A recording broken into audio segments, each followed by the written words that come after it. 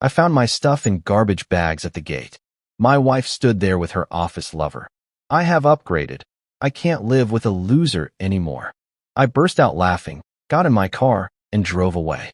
4 months later, my wife sent 69 messages. Where are you? You know that moment when life decides to sucker punch you right in the gut? Yeah, well, mine came on what should have been one of the best days of my year. I'm talking about the kind of day where you walk a little taller, where you actually believe in that whole American dream bullshit they feed you in high school.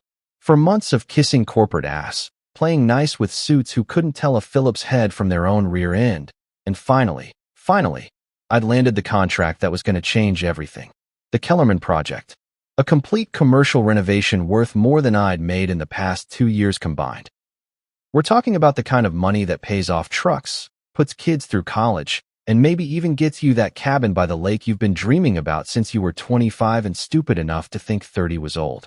So there I was, cruising down Maple Street in my beat-up F-150, windows down, classic rock blasting, feeling like I could take on the world. Hell, I was practically rehearsing my victory speech to Marissa. Baby, we did it.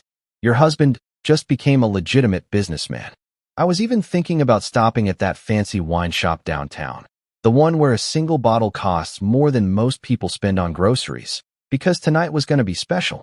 Man, was I an idiot. I turned into our driveway, the one I'd been paying the mortgage on for 8 years, and my brain just stopped. You know when you're watching a horror movie and the music gets all ominous right before the killer jumps out? That's what this felt like, except instead of some psycho in a hockey mask, I got something way worse, reality. Black garbage bags. Not one, not two, but a whole freaking parade of them lined up along our white picket fence like some twisted welcome committee. And I'm not talking about your standard kitchen trash bags either. These were the heavy-duty, contractor-grade bags that cost extra because they don't rip when you're hauling out the remnants of your life. Every single bag was stuffed to the breaking point with my stuff. My stuff. I could see the corner of my old Carhartt jacket poking out of one, the spine of my favorite Stephen King novel peeking through another. There was the bag with my tools, and let me tell you, a man's relationship with his tools is sacred. You don't just toss a guy's DeWalt collection into garbage bags unless you're trying to send a message that could be seen from space. But the bags weren't even the worst part. Oh no, that honor belonged to the welcoming committee standing behind this tragic yard sale of my existence. Marissa, my wife of 8 years, the woman I'd promised to love, honor, and apparently provide with garbage bag liner service. She was standing there in her power suit, the navy blue one she wore to important court dates, looking like she'd just closed the deal of the century. Her red hair was pulled back in that severe bun she wore when she meant business, and her heels were digging little holes in the gravel driveway, like she was marking her territory. And next to her, some guy I'd never seen before in my life, but who I instantly wanted to punch just on principle.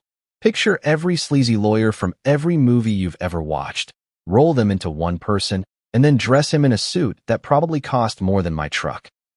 Slicked back hair that screamed, "I use more hair product than your wife." A Rolex that caught the afternoon sun like a beacon of douchebaggery, and a smile that made me think of a shark who'd just spotted a wounded surfer. The guy was standing just a little too close to my wife. Sorry, my soon-to-be ex-wife, with his hand resting possessively on the small of her back. The universal "this is mine now" gesture that guys like him probably learn in Asshole 101. Marissa looked up as my truck crunched to a stop on the gravel, and I swear I saw something flicker across her face. Guilt? Regret?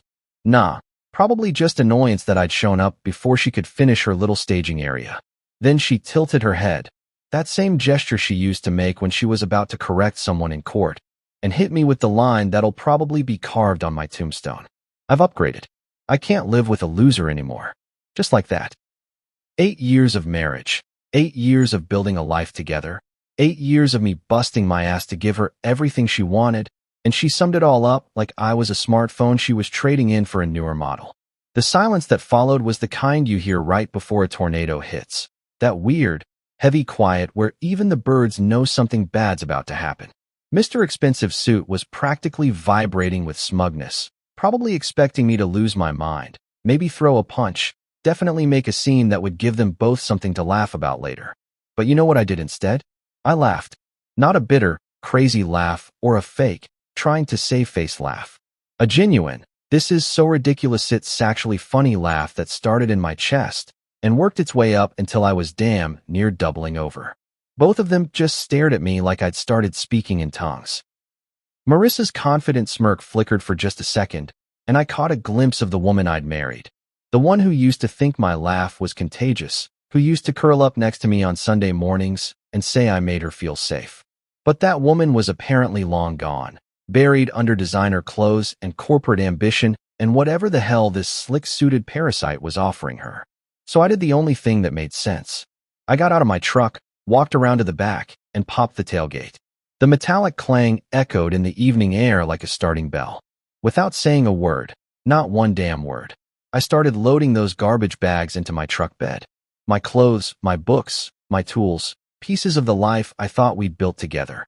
Each bag felt heavier than it should have, not because of what was inside, but because of what it represented. 8 years of thinking I knew someone. 8 years of believing that love was supposed to be about sticking together through thick and thin, not upgrading when someone better came along. The whole time, they just watched. Marissa kept opening her mouth like she wanted to say something, but what was there to say? Sorry for destroying our marriage. Hope you find someone who appreciates having their life stuffed into trash bags. Thanks for making this so easy by not fighting back. When the last bag was loaded and the tailgate was closed, I got back in my truck, cranked the engine, and put it in reverse. Still hadn't said a single word. Still hadn't given them the satisfaction of seeing me break down or beg or make promises about changing or being better. As I backed out of that driveway, my driveway that I'd been paying for, I caught one last look at them in my rearview mirror. Mr. Upgrade had his arm around Marissa's shoulders now, probably whispering sweet nothings about how much better her life was going to be without me dragging her down. And you know what? Maybe he was right. Maybe she would be better off with someone who could give her the country club lifestyle she'd been wanting, someone who looked good at fancy dinner parties, someone who didn't come home with sawdust in his hair and calluses on his hands. But as I drove away from the house I'd called home for 8 years, past the mailbox I'd installed myself, past the garden where I'd helped her plant those damn roses she was so proud of, I realized something that would have shocked the hell out of both of them. I felt free. For the first time in longer than I could remember, I felt like I could breathe again. No more walking on eggshells, wondering why nothing I did was ever good enough. No more pretending that her work friends didn't look at me like I was something she'd scraped off her shoe. No more trying to fit into a world that had already decided I didn't belong. The bags in my truck bed weren't the remnants of a destroyed life. They were the raw materials for building a new one. And this time, I was going to build it for someone who actually wanted to be there, me. As I turned onto the main road and left that chapter of my life in the dust, I couldn't help but grin. Marissa thought she'd upgraded, but she'd actually done me the biggest favor of my life. She'd set me free. So here's the thing about marriage. Nobody tells you that it can die a slow, painful death while you're busy thinking everything's fine. Like a plant you forget to water, it just withers away until one day you're staring at a pile of brown leaves wondering when the hell it all went wrong. The truth was, Marissa and I had been playing house for the better part of a year, going through the motions like actors who'd forgotten their lines but were too proud to admit it. I just hadn't realized she'd already auditioned for a new leading man. Let me paint you a picture of how we started, because it sure as hell wasn't how we ended. Picture this. It's 2016, I'm 28 and cocky as hell, running my own construction company that I'd built from nothing but a borrowed truck and more determination than sense. Marissa was 26, fresh out of law school, and working as a junior associate at Hartwell, Morrison & Associates, one of those fancy downtown firms where they charge $500 an hour to tell you what you already know. Back then, she thought my calloused hands were sexy. Can you believe that shit? She used to trace the scars on my knuckles and tell me they proved I wasn't afraid of hard work. She'd brag to her friends about dating a real man who could fix anything and build her whatever she wanted. I was her blue-collar fantasy, her walk on the wild side before she settled down with some boring lawyer type. Except somewhere along the way, the fantasy wore off and reality started looking pretty damn ugly to her. The change didn't happen overnight. That would have been too easy. Instead, it was like watching a slow-motion car crash that takes 8 years to finally explode. First, it was little things. She stopped wearing the necklace I'd made her from reclaimed copper. She'd forget to mention office parties until after they happened. She started correcting my grammar at dinner parties like I was some project she was working on. It's I saw, not I seen. Honey, she'd say with that tight smile that made my teeth itch. People notice these things. People. As if I wasn't people. As if the clients who paid my bills and shook my hand weren't people. As if the guys on my crew who'd take a bullet for me weren't people. But I guess when you start swimming in the shallow end of the corporate pool, you forget that there's a whole ocean of real folks out there just trying to make an honest living. The real turning point came when she made senior counsel. Suddenly, I wasn't her charming, blue-collar boyfriend anymore. I was the guy holding her back from her true potential. The guy whose work boots didn't belong at the partner's Christmas gala. The guy whose truck looked out of place in the valet parking at her firm's fancy restaurant. You could try a little harder, she'd say when I'd show up to these things in my best shirt and cleanest jeans. Image matters in my world. Her world. Not our world. Hers. That should have been the first red flag, but I was too busy trying to be supportive to notice that she'd already mentally moved out of our marriage. The work friends started multiplying like rabbits. Bradley from mergers and acquisitions. Jennifer from corporate litigation. And of course, Dominic from the corner office with the view of the harbor and the ego to match. Suddenly, every conversation at home started with Dominic says, or the partners think, or people at my level understand. People at her level. Jesus Christ, when did we start having levels? She'd come home from these networking events smelling like expensive wine and designer cologne that sure as hell wasn't mine. Her phone became permanently attached to her hand, buzzing with texts at all hours. When I'd ask who was messaging her at 10 p.m. on a Tuesday, she'd get that look, part annoyance, part guilt, and mutter something about work emergencies. Right. Because apparently, corporate law had become a 24/7 crisis management operation that required constant communication with Dominic specifically. The sex dried up first, then the conversations, then the basic human courtesy of pretending she gave a damn about my day. I'd come home from busting my ass on a job site, covered in honest sweat and proud of the work I'd done, and she'd wrinkle her nose like I'd brought in roadkill. Maybe you could shower before dinner, she'd suggest, already scrolling through her phone. I have a conference call in an hour. A conference call. At 8 p.m. On a Saturday. With Dominic, no doubt, discussing the very important legal matter of how quickly he could get into her pants. But did I say anything? Hell no. I was the supportive husband, the guy who understood that her career was important, that she was under a lot of pressure. I made excuses for her like I was her personal PR team. She's just stressed, I'd tell myself. Things will get better when this case is over, when she settles into the new position, when Mercury stops being in retrograde, or whatever. The most pathetic part? I actually believed it for a while. I convinced myself that the woman who used to leave little notes in my lunchbox was still in there somewhere, just buried under the weight of professional success. I told myself that the woman who used to drag me to bed on Sunday afternoons was just going through a phase, that we'd find our way back to each other. What a goddamn joke. Looking back now, I can see exactly when she checked out of our marriage. It was right around the time she started talking about expanding our social circle and networking opportunities. Translation, she was embarrassed by me and wanted to trade up to someone who fit better with her new image. The kicker is, it wasn't like I was some deadbeat loser she'd outgrown. My business was solid, not flashy, but profitable. I had good relationships with my clients, paid my bills on time, and could fix anything that broke around the house. I wasn't rich, but I wasn't poor either. I was just regular. And apparently, regular wasn't good enough for the woman who'd promised to love me for better or worse. She wanted someone who could drop $5,000 on a weekend in the Hamptons without blinking. Someone who knew which fork to use at fancy restaurants and could name drop the right people at cocktail parties. Someone who'd look good standing next to her when she made partner. Someone who'd be an asset to her career instead of a liability she had to explain away. Enter Dominic. 50-something, divorced twice, with a reputation around the firm that would make a used car salesman blush. But he had the corner office, the imported sports car, and the kind of connections that could fast-track an ambitious lawyer's career. Everything I wasn't and never could be, no matter how hard I worked or how much I loved her. The funniest part, and by funny, I mean soul-crushingly ironic, is that I actually respected her ambition.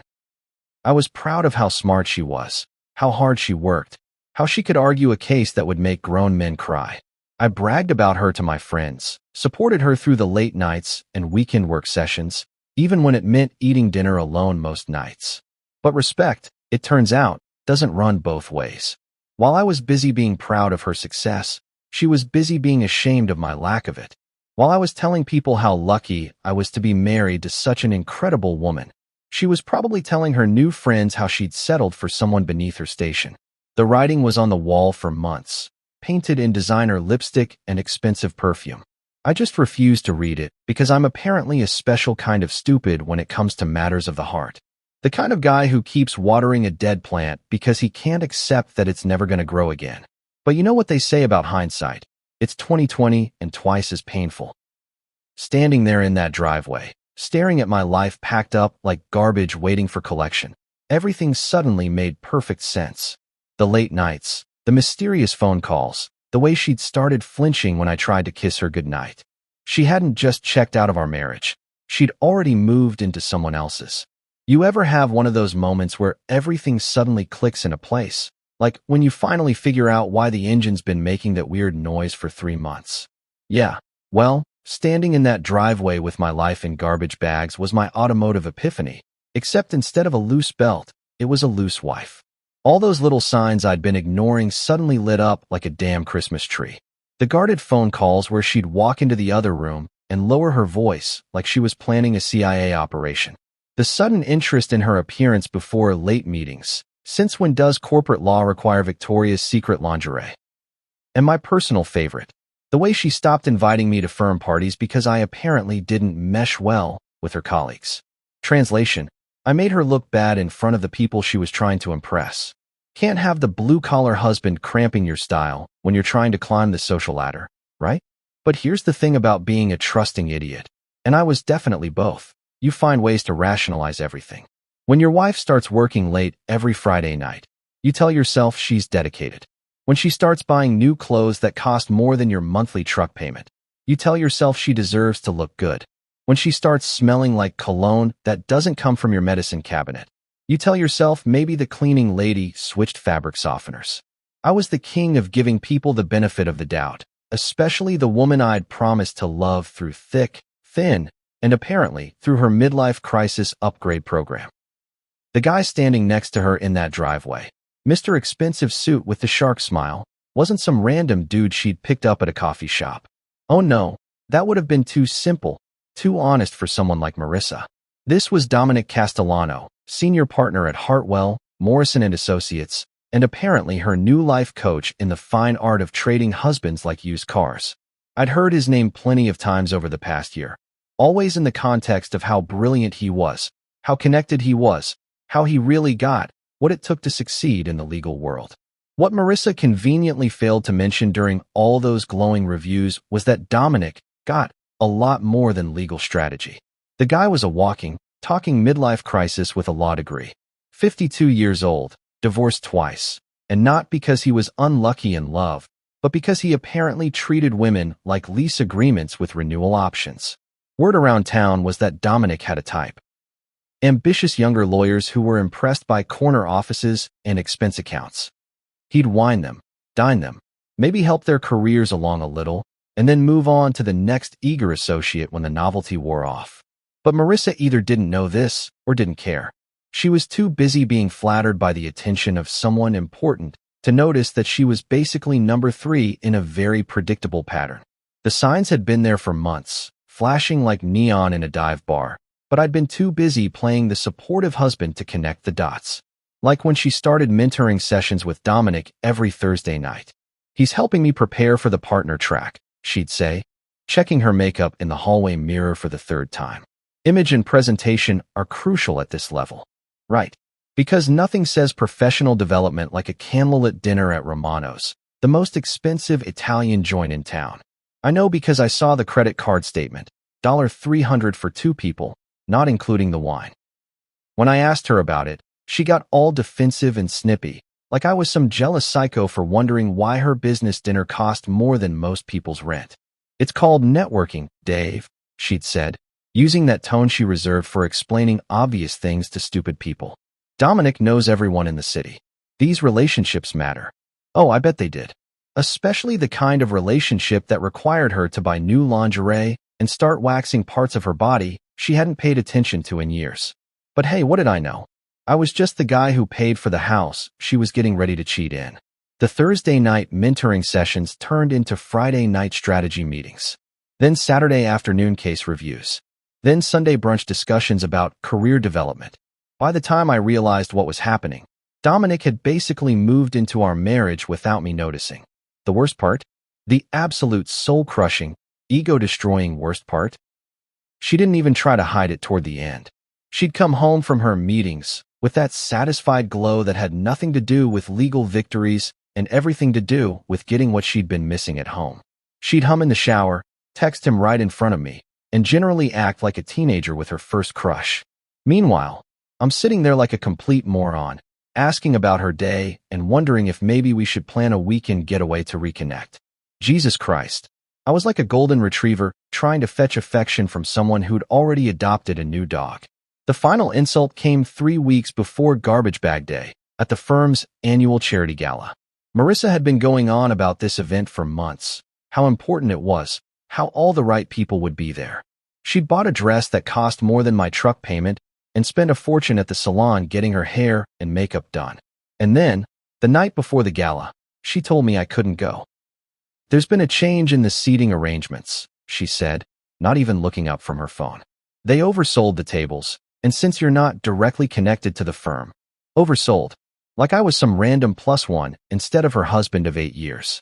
Like I was excess baggage that needed to be checked so she could travel light. I should have raised hell. I should have demanded answers. I should have done something other than nod and say, "Okay, honey, I understand." But that's exactly what I did, because I was still operating under the delusion that we were a team, that sometimes team players had to take one for the good of the squad. What actually happened, according to my buddy Jake who works security at the hotel where they held the gala, was that Marissa spent the entire evening glued to Dominic's side like they were already married. They danced together, laughed together, and left together around 11 p.m., heading toward the parking garage in Dominic's BMW like they were teenagers sneaking out of prom. That should have been my wake-up call. That should have been when I confronted her, when I demanded the truth, when I fought for my marriage like it actually meant something to me. Instead, I waited up until 2 a.m. for her to come home, genuinely worried that something bad had happened. When she finally walked through the door, lipstick smudged and hair slightly messed up, I asked if she was okay. "Just tired," she said, avoiding eye contact. "Long night of networking." Networking. Right. The kind that leaves you looking like you've been networking horizontally. But even then, even with all the evidence laid out like a crime scene, I chose to believe her. Because the alternative, accepting that my wife was cheating on me with some slick-suited parasite who collected younger women like trophies, was too painful to process. So I buried my head in the sand and pretended everything was fine, right up until the moment she decided to make it official with her little garbage bag ceremony. Looking back, I realized she'd been trying to push me into being the bad guy, the one who'd make a scene or throw a fit or give her an excuse to play the victim. But I didn't give her that satisfaction. Instead, I gave her exactly what she wanted, a clean break with no drama, no fight, and no reason for anyone to question who the real villain was in this story. Sometimes the kindest thing you can do for someone is exactly what they're asking for, even when they're too much of a coward to ask directly. You know what's funny about rock bottom? The view. From down there, everything looks pretty clear because there's nowhere left to fall. All the bullshit excuses and wishful thinking just evaporate, leaving you with nothing but cold, hard reality and a choice. Stay down or get back up. I chose option B. But first, I needed somewhere to crash that didn't involve sleeping in my truck like some country song gone wrong. Lucky for me, I had Marcus Williams, my college roommate, best man at my wedding, and the guy who'd been giving me the stink eye about Marissa for the better part of 3 years. Marcus lived in a converted warehouse on the outskirts of town, the kind of place that used to house machinery and now housed artists, musicians, and guys like him who fixed vintage motorcycles for rich weekend warriors with midlife crises. His place was all exposed brick, industrial pipes, and the kind of organized chaos that screams successful bachelor who knows exactly where everything is, even if it looks like a tornado hit it. When I pulled up to his building with my truck bed full of garbage bags like some twisted version of the Beverly Hillbillies, Marcus was in his driveway, elbow deep in the engine of a 1973 Harley Sportster. He took one look at me, then at the bags, then back at me, and just nodded like he'd been expecting this moment for years. "Took you long enough," he said, wiping his hands on a greasy rag. "I was starting to think you were going to let her walk all over you forever." That's Marcus for you. Subtle as a brick through a window and twice as effective.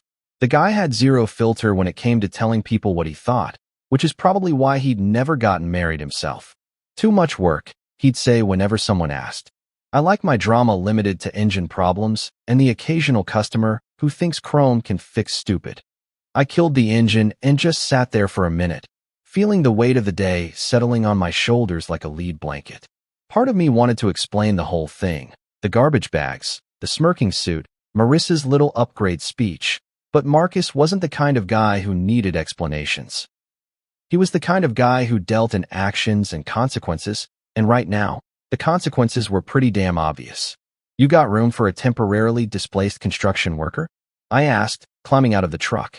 "Brother, I got a whole guest room that's been waiting for this exact situation," he said, grabbing two of the heavier bags without being asked. "Beer's in the fridge, guest bed's already made up, and the Wi-Fi password is Marissa sucks. All one word, capital M, capital S." I stared at him. "Seriously? Changed it about 6 months ago when she started acting all high and mighty at my birthday party," he said with a grin that could have powered half the city. "Sometimes I'm psychic, sometimes I'm just prepared. Today I'm both." That's when I knew I was going to be okay. Not great, not happy, but okay. Because sometimes you need someone in your corner who saw the train wreck coming and still bothers to keep the guest room ready for when you finally crawl out of the wreckage.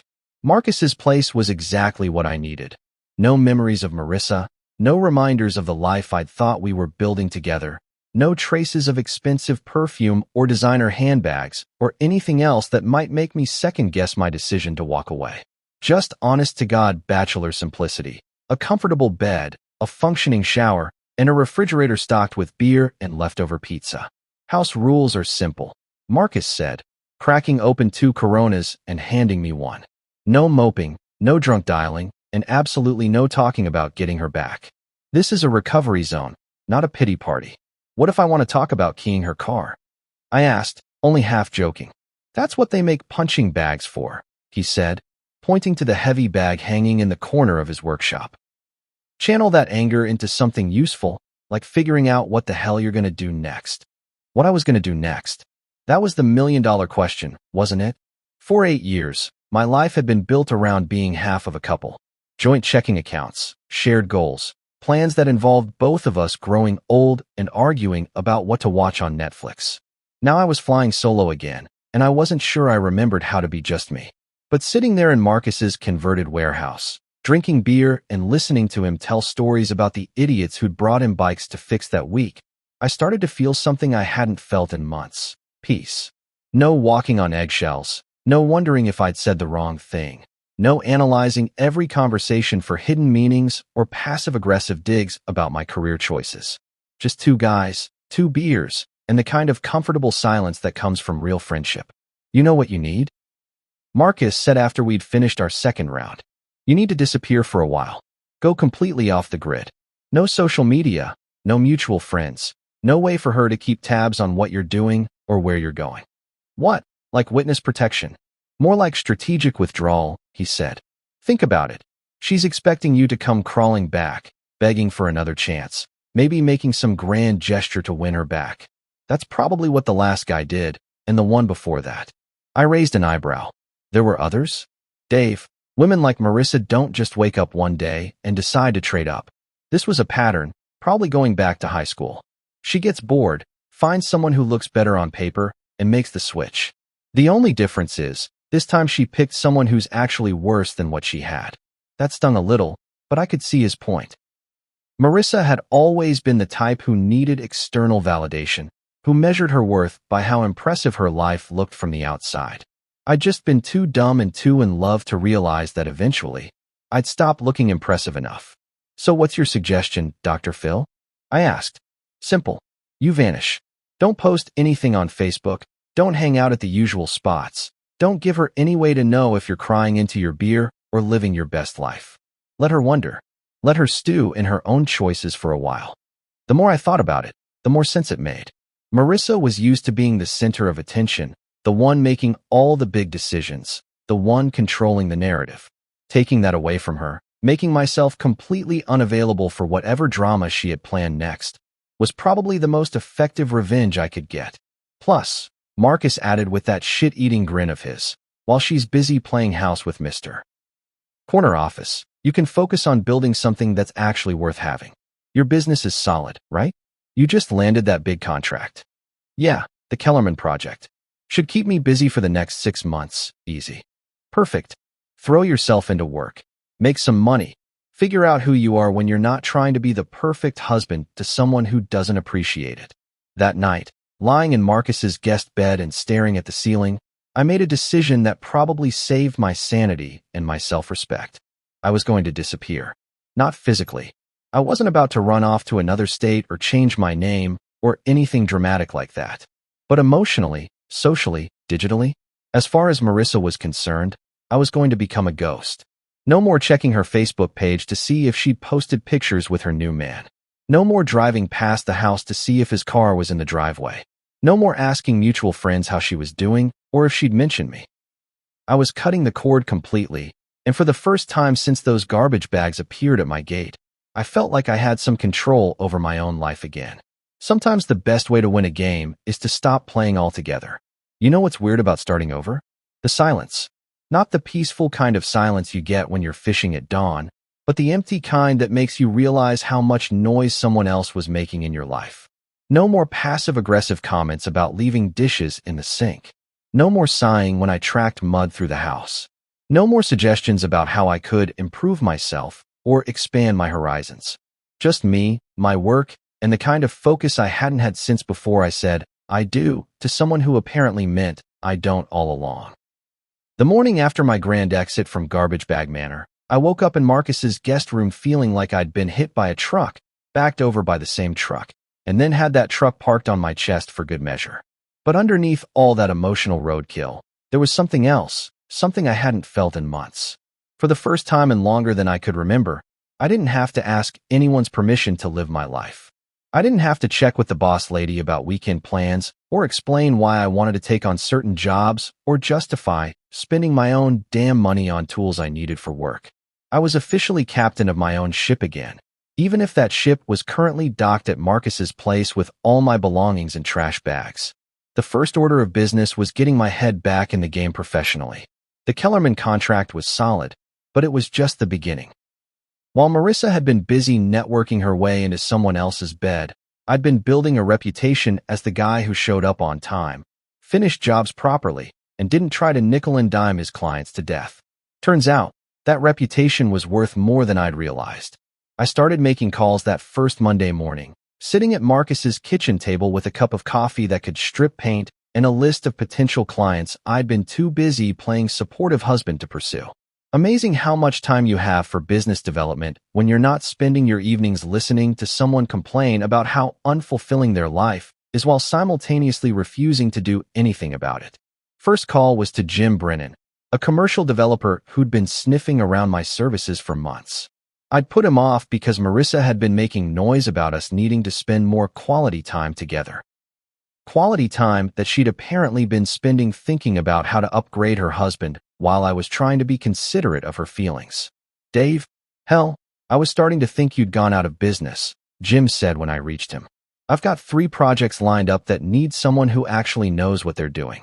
You interested in real work, or are you still tied up with that small-time residential stuff? Real work. Funny how different that sounded now that I wasn't worried about someone rolling their eyes at my small ambitions. I'm interested, I told him. How real are we talking? 6-figure real. Multiple 6-figure if you can handle the timeline and don't screw up the first one. Within 2 hours, I had meetings scheduled for that week and preliminary contracts in my email. Within a week, I'd signed deals that would keep me busy for the next year and put more money in my pocket than I'd made in the previous 2 years combined. Turns out, when you're not constantly second-guessing yourself because someone's convinced you that you're not good enough, You can actually negotiate like you have a pair. The next step was finding a place to live that didn't involve crashing in someone's guest room forever.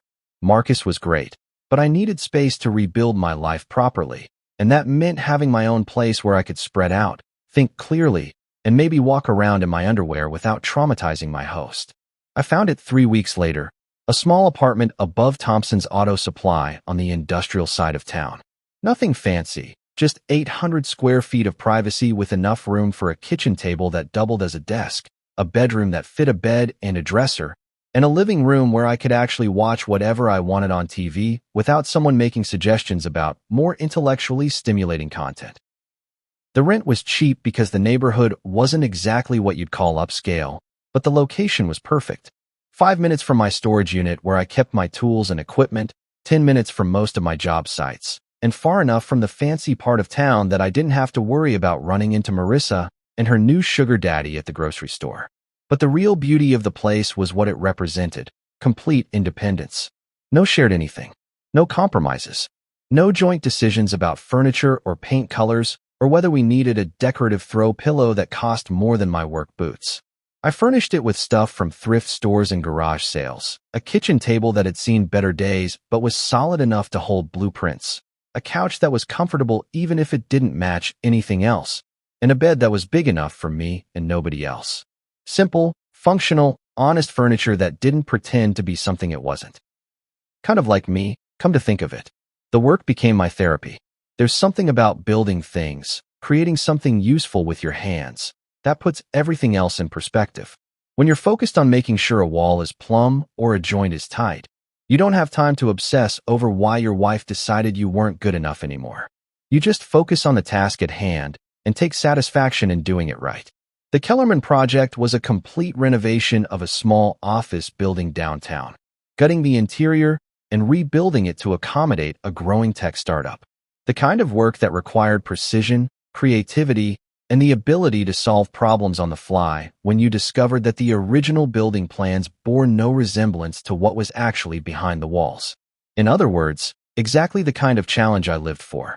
I threw myself into that job like a man possessed. 12-hour days became the norm, not because I had to, but because I wanted to. For the first time in years, I was working for me, building something I could be proud of, making decisions based on what was right for the project instead of what would impress someone at a dinner party. The clients noticed. Word got around. My phone started ringing with inquiries from people who'd heard about the quality of work I was doing, the attention to detail, the fact that I actually finished projects on time and on budget. Revolutionary concepts in the construction industry, apparently. By the end of the second month, I'd hired 2 subcontractors to help with the overflow work. By the end of the third month, I was turning down jobs because I was booked solid through the end of the year. The business that Marissa had always referred to as my little construction thing was suddenly bringing in more money than her fancy lawyer's salary.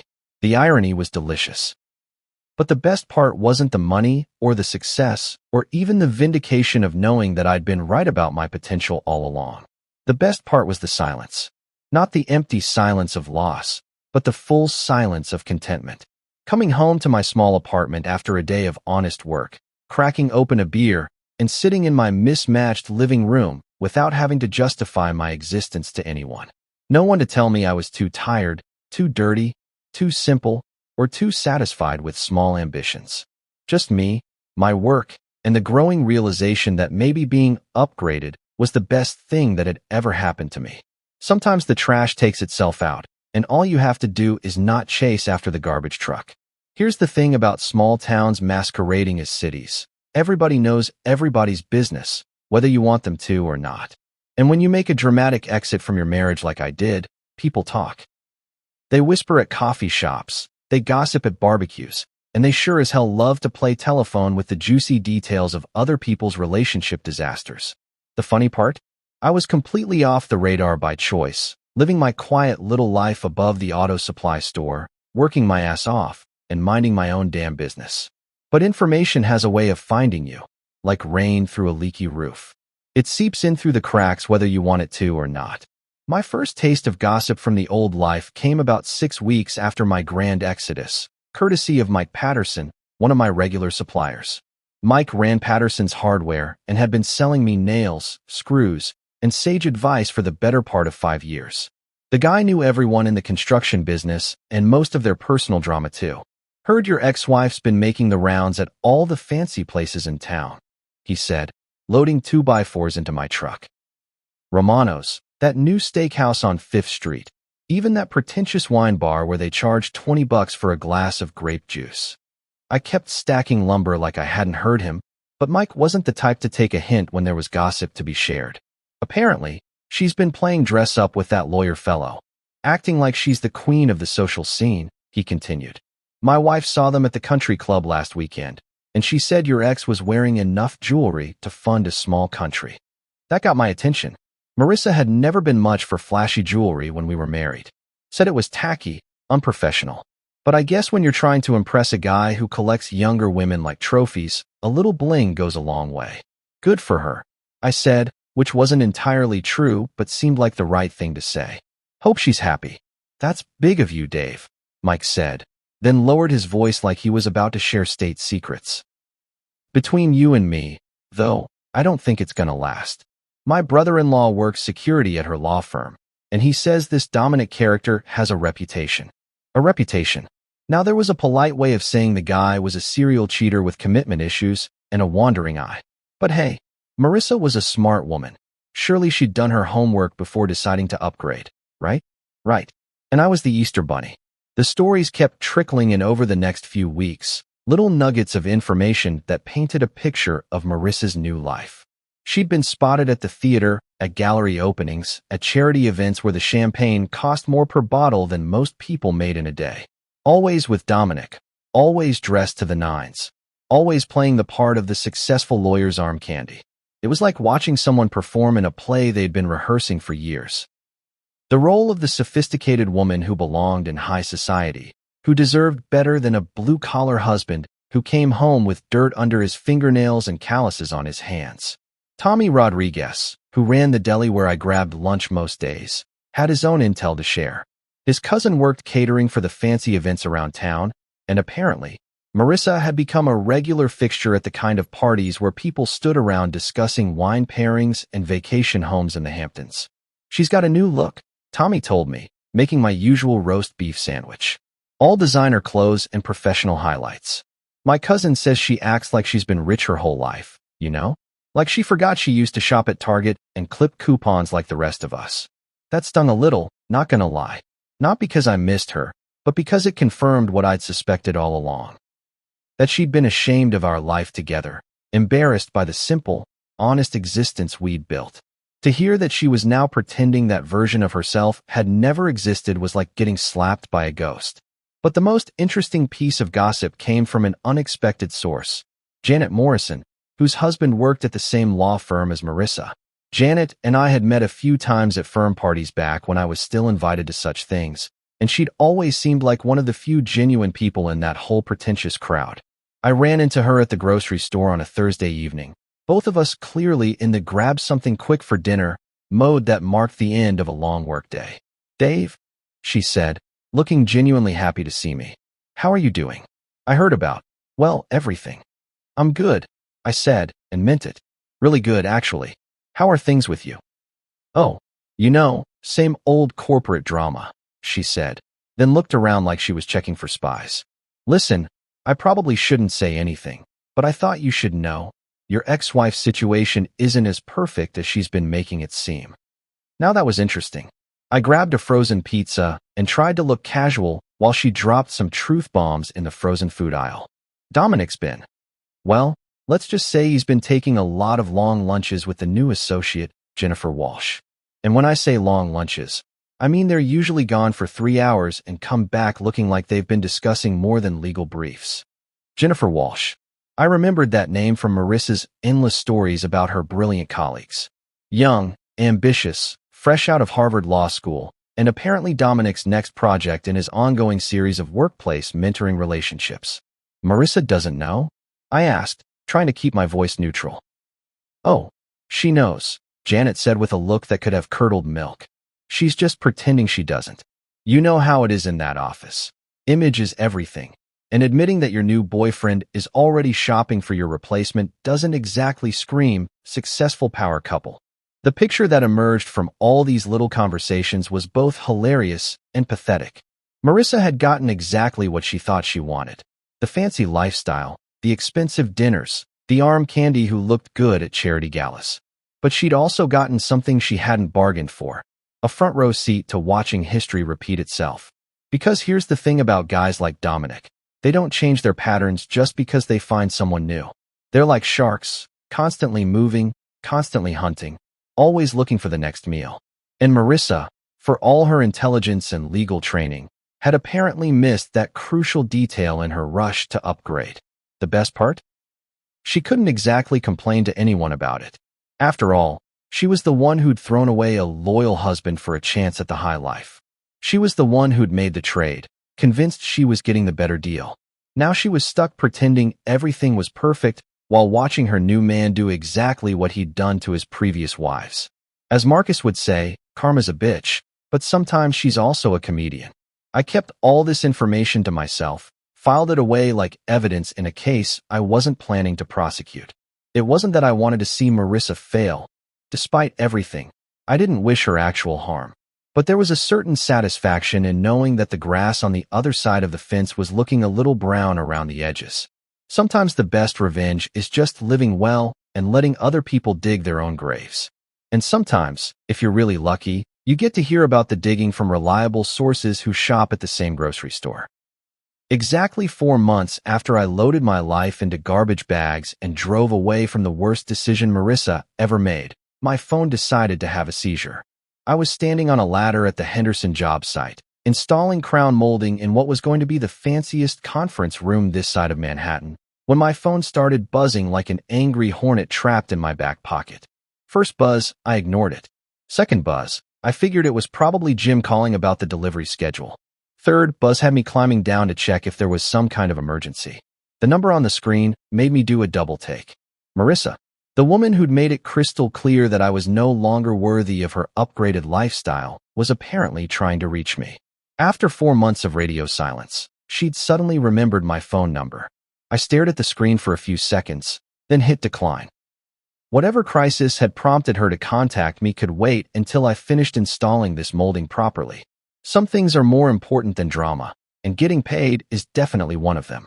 But the phone kept buzzing, and buzzing, and buzzing some more. By lunch break, I had 17 missed calls, 12 voicemails, and a text message thread that looked like someone had drunk dialed their therapist and their ex-husband at the same time. I sat in my truck with a sandwich and a Coke, scrolling through what could only be described as a digital meltdown in real time. The texts started reasonable enough. Dave, I need to talk to you. Please call me back. This is important. Can you please just answer your phone? I know you're getting these messages. Why aren't you responding? Then they took a turn toward desperate. Please, I really need to hear from you. Something's happened, and I don't know who else to call. I made a mistake, okay? We need to talk about this. And finally, they landed squarely in Crazy Town. You're being completely childish by ignoring me. I don't know why you're acting like this is all my fault. Fine, be that way. But when you're ready to act like an adult, I'll be waiting. Followed immediately by, please just call me back. I'm sorry for the last message. 69 messages in total. I counted them twice because the number seemed too ridiculous to be real. 69 separate attempts to get my attention from someone who'd literally thrown my stuff in garbage bags and told me I wasn't good enough for her anymore. The voicemails were even better. I listened to them while I finished my sandwich, like tuning into the world's most pathetic radio drama. The progression was fascinating from a psychological standpoint. Desperation masquerading as urgency, followed by anger disguised as righteous indignation, followed by genuine panic that she was trying to dress up as concern. Dave, it's me. Look, I know things ended badly between us, but I really need to talk to you about something important. Call me back as soon as you get this. That was voicemail number 1. By voicemail number 7, the mask was starting to slip. I don't understand why you're being so stubborn about this. I'm trying to reach out here, and you're acting like I don't exist. That's not like you. Not like me. Right. Because the me she knew was the guy who jumped whenever she snapped her fingers, who apologized when she had bad days, who bent over backward to make her happy even when she was busy planning her exit strategy. That version of me would have called her back after the first message, probably would have dropped everything to rush to her rescue. Too bad for her. That guy got evicted along with everything else in those garbage bags. Voicemail 12 was where things got really interesting. Fine, Dave. If you want to play games, we can play games. But you should know that I'm going through something really difficult right now. And the fact that you're choosing to be petty instead of supportive says a lot about who you really are as a person. Ah, there it was. The classic manipulation move, turning her crisis into evidence of my moral failings. Because apparently, not being available 24/7 for my ex-wife's emotional emergencies made me a bad person. Never mind that she'd made it pretty clear she didn't want my support anymore when she decided to upgrade to a newer model. But the real prize was voicemail number 15, where she finally let the truth slip out between the guilt trips and manufactured outrage. Look, things with Dominic didn't work out the way I thought they would, okay? He's not the person I thought he was. And I don't have anywhere else to turn right now. So please, just call me back. Please. Bingo. There it was, buried under all the manipulation and blame shifting and attempts to make this somehow my fault. Mr. Upgrade had apparently shown his true colors, and suddenly the woman who couldn't live with a loser anymore was discovering that her winner wasn't quite the prize she'd thought he was.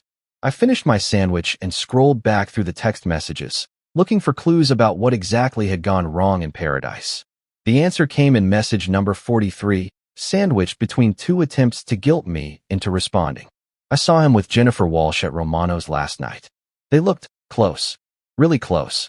Jennifer Walsh, the young Harvard Law graduate that Janet had mentioned seeing Dominic with during their extended lunch meetings. Apparently, those mentoring sessions had progressed to after-hours dining experiences, and Marissa had gotten a front-row seat to watching her upgrade get upgraded himself. The beautiful irony of the situation wasn't lost on me. The woman who dumped her loyal husband because she deserved better had just discovered that her better option was busy deserving someone else. The guy she'd chosen specifically because he was more successful, more sophisticated, more worthy of her elevated status had turned out to be exactly what everyone except her had known he was from the beginning. A serial trader who collected women like business cards. I could picture the whole scene. Marissa, dressed to the nines for what she probably thought was going to be a romantic dinner, walking into Romano's only to see her boyfriend laughing intimately with a younger, prettier version of herself. The same restaurant where she'd probably had those business dinners with Dominic when she was still married to me, now hosting her replacement's audition dinner. The cosmic justice of it all was almost too perfect to believe. But here's what really got me. The sheer audacity of thinking she could just call me up and expect me to be her emotional support system after everything that had happened. Like I was some kind of backup generator she could fire up whenever her main power source failed. Like 4 months of complete silence and a garbage bag eviction notice could be erased with a few desperate phone calls. The entitlement was breathtaking. She'd burned our bridge, salted the earth, and probably told all her fancy new friends what a loser her ex-husband was. But now that her upgrade had shown his true colors, she expected me to drop everything and rush to her rescue like some kind of relationship emergency responder. Not happening. Not today, not tomorrow, not ever. I deleted all the voicemails without listening to the rest, cleared the text thread, and blocked her number. Then I climbed back up my ladder and got back to work on that crown molding, because unlike some people's life choices, it was actually worth finishing properly. Sometimes the best response to drama is no response at all. Sometimes silence speaks louder than any words you could possibly say. And sometimes, the most satisfying revenge is just letting someone else live with the consequences of their own decisions while you focus on building something better. You know what's funny about power? Most people think it comes from making noise, throwing tantrums, demanding attention until someone gives you what you want. But real power, the kind that actually matters, comes from not needing anything from anyone. It comes from being so comfortable in your own skin that other people's desperation just bounces off you like rain off a tin roof. For 3 days after the great text message meltdown of Marissa's midlife crisis, I didn't respond to a single attempt at communication. Not the calls, not the texts, not the voicemails that probably would have made a hostage negotiator proud. I went to work, came home, grabbed dinner at Tommy's Deli, hit the gym, and slept like a baby in my small apartment above the auto supply store. It was peaceful. Blissfully, wonderfully peaceful. Meanwhile, my phone stayed quiet. Turns out, when you don't feed the drama monster, it stops showing up at your door looking for snacks. Blocking her number had been like installing a really effective pest control system. Suddenly, my life was free of unwanted intrusions. But on the fourth day, curiosity got the better of me. Not because I missed her or wanted to get back together or felt sorry for her situation. Hell no. I was just genuinely fascinated by the psychological train wreck I'd witnessed through 69 text messages. It was like watching a nature documentary about predators learning they weren't at the top of the food chain after all. So I unblocked her number, just for a minute, to see if the desperation had escalated or if she'd finally gotten the hint. Sure enough, there were 7 new messages waiting for me. 7 attempts to pierce the wall of silence I'd built around my new life. But these messages were different from the previous barrage, less frantic, more calculated. She'd apparently had time to think about her approach and decided to try a different strategy. I know you're angry, and you have every right to be. I've had time to think about everything, and I realize I made some terrible mistakes. You didn't deserve what I did to you. You're a good man, and I was too stupid to appreciate that. Classic Manipulation 101. Acknowledge the harm, accept responsibility, sort of, then butter up the victim's ego to soften them up for the real ask. I could practically see her law school training kicking in, building her case for why I should give her another chance. But buried in message number 5 was the real truth. Dominic and I are over. Completely over. And I don't have anywhere else to go. There it was. Not, I miss you. Or, I realize I love you. Or, I want to work on our marriage. Just, I don't have anywhere else to go. Like I was a homeless shelter instead of the husband she'd thrown away like yesterday's newspaper. The sheer honesty of it was almost refreshing. At least she wasn't pretending this was about love or regret or suddenly realizing what a catch I was. This was about convenience, pure and simple. Her upgrade had failed. Her backup plans had apparently fallen through. And now she was looking for a safe place to land while she figured out her next move. I sat there in my truck outside the job site, staring at those messages and feeling absolutely nothing. No anger, no satisfaction, no temptation to rescue her from the mess she'd made. Just a kind of detached amusement, like watching someone else's reality TV show from the comfort of your own living room. That's when I knew she'd lost all power over me. When someone's desperation can't even make you feel sorry for them. When their crisis doesn't trigger your savior complex. When their manipulation tactics are so transparent you can see right through them like cheap sunglasses. That's when you know you're truly free. But I also knew she wouldn't stop until I responded somehow. Silence might be golden, but it's also open to interpretation. She could tell herself I was just being stubborn, that I'd come around eventually, that deep down I still cared and was just playing hard to get. So I decided to give her the clarity she needed. Not because I owed her anything, but because I owed myself the satisfaction of closing this chapter properly. I typed out my response carefully, editing it 3 times to make sure it said exactly what I meant and nothing more. You made choices. 3 words. That was it. No explanation, no lecture about karma, no detailed breakdown of how she destroyed our marriage and thrown away 8 years of loyalty for a guy who was already shopping for her replacement before the ink was dry on our divorce papers. Just a simple reminder that actions have consequences, and the consequences she was living with now were the direct result of decisions she'd made with a clear head and a cold heart. I hit send and immediately blocked her number again, this time for good. The response came exactly how I'd expected it to, through Marcus. About 2 hours after my text, his phone started ringing with calls from Marissa, demanding that he give me a message, insisting that I was being unreasonable and cruel, threatening to show up at my apartment if I didn't stop acting like a child. She wants me to tell you that you're not being fair, Marcus said when he called to give me the update. Apparently, 3 words don't constitute a proper conversation in her legal opinion. What did you tell her? I told her that fair went out the window when she packed your life into garbage bags and introduced you to your replacement. He said with the kind of satisfaction that only comes from delivering uncomfortable truths to people who need to hear them. Then I told her that if she shows up at my place or your place, I'll call the cops for harassment. Think that'll work? Brother, I've known women like her my whole life. They're like spoiled kids. They keep pushing boundaries until someone finally tells them no and means it. You just told her no and meant it. She'll test it a few more times, but eventually she'll move on to the next victim in her victim parade. He was right, of course. Marissa was used to getting her way through persistence, charm, or manipulation. She'd probably never encountered someone who was completely immune to all three tactics.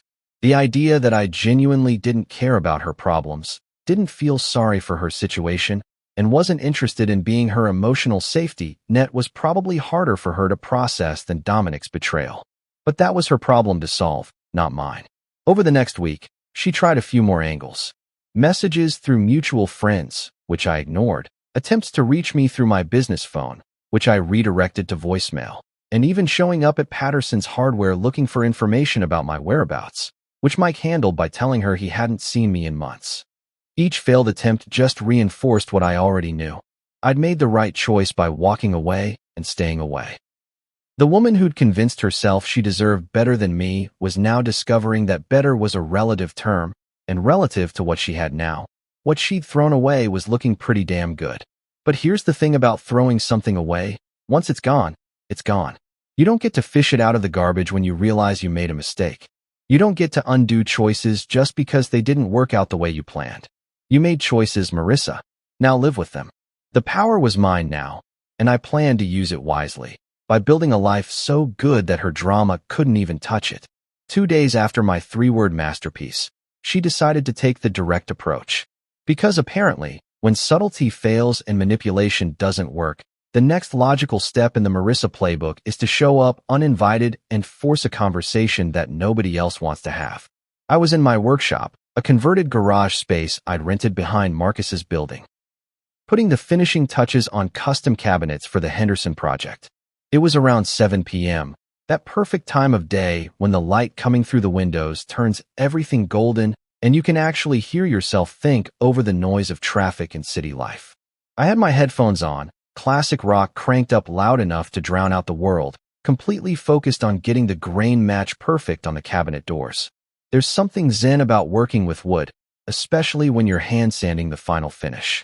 It's meditative, peaceful, the kind of work that clears your head and reminds you why you got into this business in the first place. So when someone started pounding on the workshop door like they were trying to wake the dead, it scared the hell out of me. I pulled off my headphones, shut down the sander, and listened. More pounding, followed by a voice I recognized but hadn't heard in person for 4 months. Dave, I know you're in there. We need to talk. Marissa, of course. Because apparently, you made choices wasn't clear enough, and my complete absence from her social media, my blocked phone number, and my general state of not existing in her world anymore hadn't gotten the message across. I could have ignored her. Should have ignored her, probably. Let her pound on the door until she got tired and went away to bother someone else with her drama. But curiosity got the better of me, and honestly, I wanted to see what 4 months of consequences looked like up close. I opened the door, and damn near didn't recognize the woman standing on my doorstep. This wasn't the polished, confident lawyer who'd stood next to her upgrade in our driveway, smirking while she delivered her little speech about deserving better. This was someone who looked like she'd been put through a blender and left out in the rain to dry. Her hair, which used to be perfectly styled and highlighted to perfection, was pulled back in a messy ponytail that screamed, "I gave up on caring 3 weeks ago." Her clothes, jeans and a wrinkled blouse that had seen better days, looked like she'd grabbed them off the floor of her closet. And her face, Jesus, her face looked like she'd aged 5 years in 4 months. Dark circles under her eyes that makeup couldn't quite hide.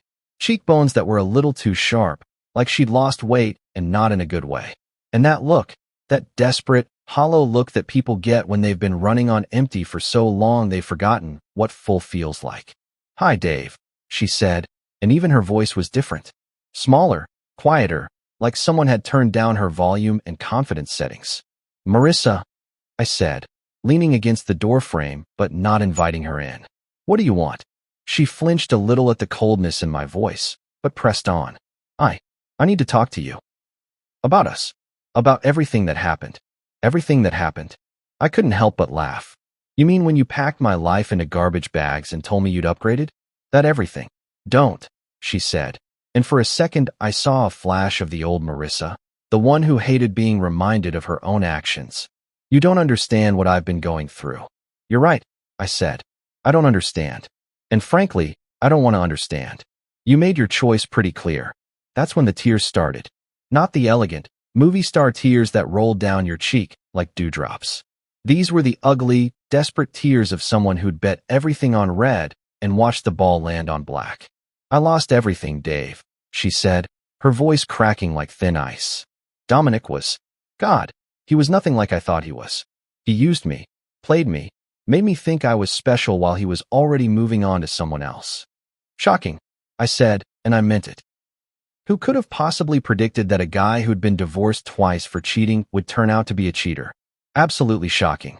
She wiped her nose with the back of her hand, a gesture so unlike the polished woman she'd become that it was almost jarring. He fired me, Dave. Said there was a conflict of interest with our personal relationship, but everyone knows it's because Jennifer Walsh is his new whatever I was to him. Fired. That explained the clothes, the weight loss, the general air of someone whose world had imploded in spectacular fashion. Marissa had always defined herself by her career success, by her position at the firm, by the respect and status that came with being a senior counsel at a prestigious law office. Without that identity, without the corner office and the important cases and the networking events that made her feel special, she was just another unemployed lawyer in a city full of them. I don't have anywhere to go, she continued. And there it was, the real reason for this visit.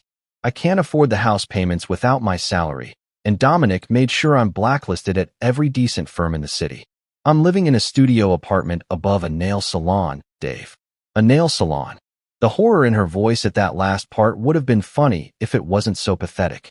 The woman who'd been embarrassed by my blue-collar existence was now living above a business that catered to working-class women getting their nails done for special occasions. Sounds rough, I said, and found that I genuinely meant it. Not because I felt sorry for her, but because I could appreciate the cosmic justice of it all. I made a mistake, she said, looking up at me with those red-rimmed eyes. A huge, terrible mistake. You were a good husband, and I threw it all away because I thought I deserved something better. But there isn't anything better, Dave. There's just different kinds of broken. For a moment, I almost felt something. Not love, not even sympathy really, but maybe a tiny flicker of the man I used to be, the one who'd wanted to fix everything and make everyone happy. Then I remembered the garbage bags, the smirk, the way she'd stood there next to her upgrade like she was trading in a used car. The 8 years of loyalty she'd thrown away without a second thought. You did make a mistake, I said, meeting her eyes directly. But the mistake wasn't leaving me. The mistake was thinking you could come back. Please, she whispered, and it was like watching someone's last bit of pride crumble. I don't have anyone else. You had someone, I said quietly. You had someone who would have done anything for you, who thought you were worth building a life with. You looked that person in the eye and told him he wasn't good enough. I know I did, but nothing. I cut her off. You made your choice. You chose status over loyalty, appearances over substance, the possibility of something better over the certainty of something good. That was your decision to make, and you made it. She opened her mouth to argue, probably to launch into some legal argument about second chances and extenuating circumstances and how people deserve forgiveness when they realize they've screwed up. But I held up my hand to stop her. The answer is no, Marissa. To whatever you're about to ask, whatever you're hoping for, whatever version of reconciliation you've got planned in your head, the answer is no. You don't get to destroy something and then come back when you realize you needed it. I stepped back into my workshop and started to close the door, but paused for one last look at the woman who'd once been my wife. Find somewhere else to crash, I said, because this door is closed. That night, after I closed the workshop door on Marissa's last-ditch attempt at reconciliation, I sat in my small apartment with a beer and thought about the concept of finality.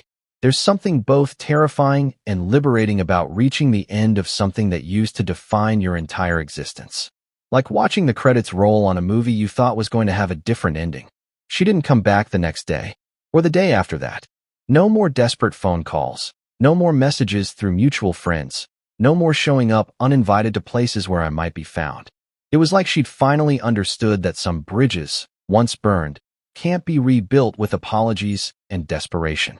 The silence was perfect.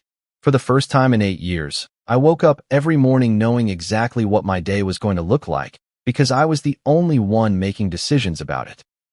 No checking with anyone about plans. No walking on eggshells around someone else's mood. No wondering if I was measuring up to some impossible standard that kept moving every time I thought I'd reached it. Just me, my work, and the steady rhythm of building something that actually mattered. The Kellerman project wrapped up 2 weeks after my final conversation with Marissa, and the client was so happy with the result that he immediately hired me for 2 more buildings in the same complex. Word of mouth in the construction business is everything, and apparently, my reputation for doing quality work on time and under budget was spreading faster than gossip at a church social, which is how I found myself, 3 months later, standing in the office of a commercial real estate developer who wanted to discuss a partnership that would keep me busy for the next 5 years. The kind of opportunity that Marissa would have called finally getting serious about your career if she'd still been around to offer her unsolicited opinions about my life choices. But she wasn't around. And for the first time in my adult life, success felt like it belonged entirely to me. I used the signing bonus from that deal to put a down payment on a small piece of property about 40 minutes outside the city. Nothing fancy, just a modest cabin on 2 acres near a lake where the only sounds at night were crickets and the occasional fish jumping. The kind of place where you could sit on the porch with a cup of coffee and watch the sunrise without anyone suggesting that your time would be better spent networking at some professional development breakfast. The cabin needed work, of course. The previous owner had let it go to hell after his wife died, and everything from the roof to the foundation needed attention. But that was perfect. I had plenty of evenings and weekends to spend fixing it up exactly the way I wanted it, without having to justify my choices to anyone or compromise my vision because someone else thought rustic charm was too simple for successful people. I spent Labor Day weekend replacing the entire front porch, working alone in the kind of peaceful silence that city folks pay therapists hundreds of dollars to help them find. No schedule except the one I made for myself. No timeline except getting it done right. No pressure except the satisfying kind that comes from knowing every board you lay down is going to be there for decades. It was while I was sitting on that new porch, drinking a beer and admiring my handiwork as the sun set over the lake, that I saw her for the last time. I'd driven into town to grab groceries and hardware supplies, and she was walking out of the local supermarket with 2 bags that looked like they contained the kind of budget-conscious essentials that people buy when every dollar matters. Her hair was shorter, more practical than stylish. Her clothes were department store basic instead of designer whatever. She looked like someone who'd learned to live within her means instead of above them. She looked ordinary, like every other woman struggling to make ends meet in a world that doesn't give participation trophies for realizing you've made terrible life choices. For a split second, our eyes met across the parking lot. I saw recognition there, maybe a flicker of something that could have been regret or embarrassment or just general awkwardness at running into your ex-husband in the produce section of small-town America. But I felt nothing. Not anger, not satisfaction, not even curiosity about how she'd ended up shopping for groceries 40 minutes from where we used to live. She was just another stranger whose story had briefly intersected with mine before taking a very different path. I nodded politely, the kind of acknowledgement you'd give to any acquaintance you recognized but didn't particularly want to talk to, got in my truck, and drove away. No conversation, no catching up, no awkward small talk about how life had treated us since our last encounter. Just a simple recognition that we were 2 different people living 2 completely different lives, and that was exactly how it was supposed to be. The drive back to the cabin gave me plenty of time to think about how far I'd traveled from that day when my life had been packed into garbage bags and lined up like a yard sale. Back then, I'd felt like the victim of someone else's poor judgment, like my happiness had been stolen by someone who didn't appreciate what they had. But sitting in my truck, driving toward a home I'd chosen and paid for and built with my own hands, I realized something that would have shocked the hell out of the guy loading those bags into his pickup. Marissa hadn't destroyed my life. She'd set it free. All those years of trying to be good enough for someone who'd already decided I wasn't. All that energy wasted on making someone happy who was determined to be miserable. All those compromises and sacrifices for a person who saw them as evidence of my limitations rather than proof of my love, gone. Erased. Replaced with something infinitely better. The knowledge that I was enough, exactly as I was, for the person whose opinion mattered most. The cabin was dark when I pulled into the driveway, but I could see the outline of my new porch railing against the twilight sky. Tomorrow I'd start on the kitchen renovation. Next weekend I'd tackle the bathroom. Eventually, maybe I'd add on a workshop where I could build custom furniture in my spare time, just because I enjoyed the work and took pride in creating things that would outlast the person who made them. Small ambitions, Marissa would have called them. Limited thinking, settling for less than I deserved. But as I sat on my porch that night, listening to the lake and planning my next project, I realized she'd been wrong about everything else, so she'd probably been wrong about that too. Sometimes the best revenge isn't getting back at someone who wronged you. Sometimes it's building a life so good that their absence becomes a blessing instead of a loss. Sometimes the trash really does take itself out, and all you have to do is let it go and get back to the business of living well. I raised my beer to the sunset and silently thanked my ex-wife for giving me the greatest gift she'd ever given me. The chance to discover who I was when I stopped trying to be who she wanted me to be. Best divorce settlement ever.